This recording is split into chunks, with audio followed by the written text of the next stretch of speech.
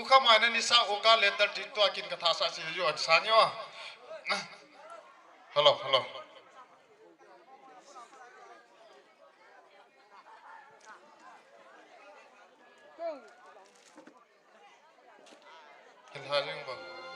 hello hello hello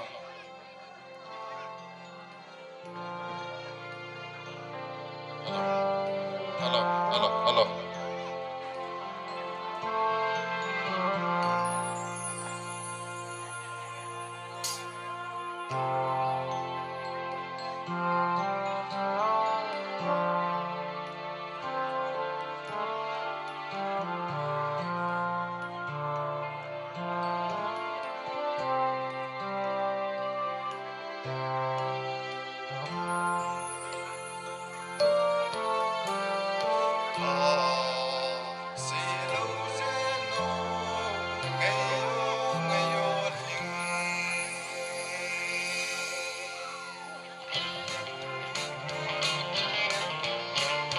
hello hello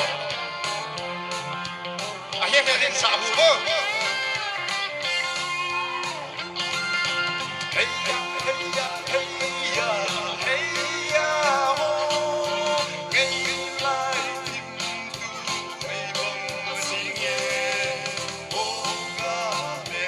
thân gần em lòng về tiếng còi cái câu miền đất